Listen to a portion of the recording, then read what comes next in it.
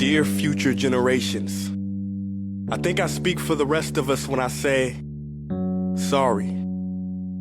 Sorry we left you with our mess of a planet. Sorry that we were too caught up in our own doings to do something. Sorry we listened to people who made excuses to do nothing. I hope you forgive us. We just didn't realize how special the earth was. Like a marriage gone wrong, we didn't know what we had until it was gone. For example, I'm guessing you probably know it as the Amazon desert, right? Well, believe it or not, it was once called the Amazon rainforest, and there were billions of trees there, all of them gorgeous. And oh, you don't know much about trees, do you?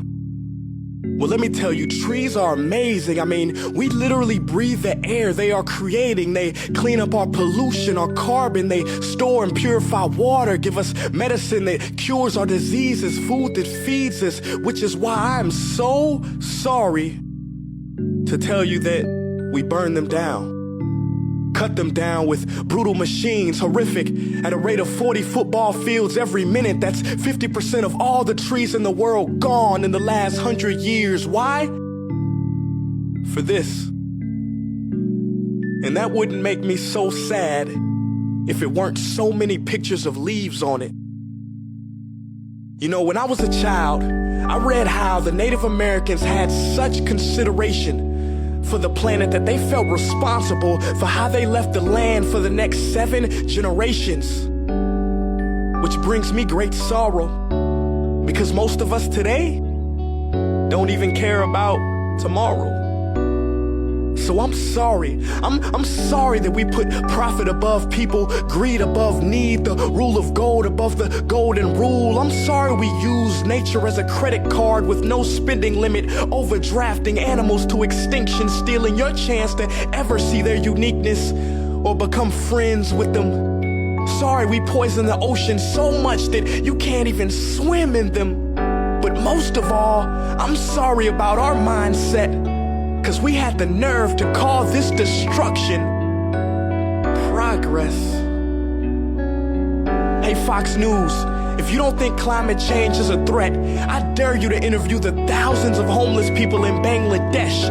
See, while you were in your penthouse nestled, their homes were literally washed away beneath their feet due to rising sea levels. And Sarah Palin, you said that you love the smell of fossil fuels. Well, I urge you to talk to the kids of Beijing who are forced to wear pollution masks just to go to school. See, you can ignore this, but the thing about truth is, it can be denied, not avoided. So I'm sorry, future generations. I'm sorry that our footprint became a sinkhole and not a garden. I'm sorry that we paid so much attention to ISIS and very little to how fast the ice is melting in the Arctic. I'm sorry we doomed you, and I'm sorry we couldn't find another planet in time to move to. You know what? Cut the beat. I'm not sorry. This future, I do not accept it, because an error does not become a mistake until you refuse to correct it. We can redirect this. How? Let me suggest that if a farmer sees a tree that is unhealthy, they don't look at the branches to diagnose it, they look at the root.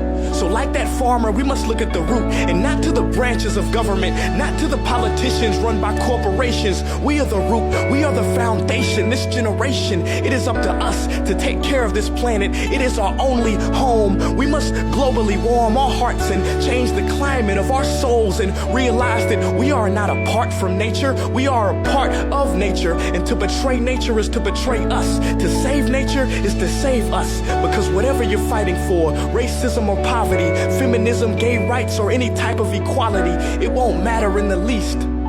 Because if we don't all work together to save the environment, we will be equally extinct. Sorry.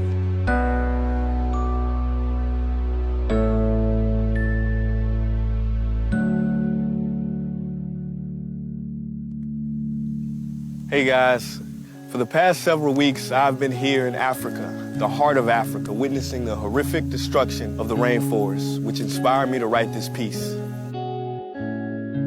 Why are forests being destroyed at such an enormous rate? For this.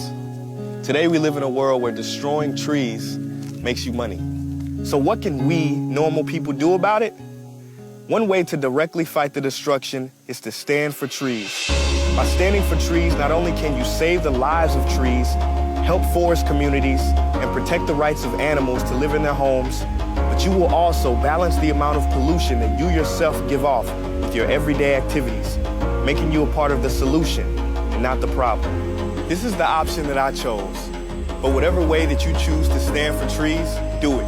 Because a wise man once said, when the rivers are all dried up and the trees cut down, man will then realize that he will not be able to eat money.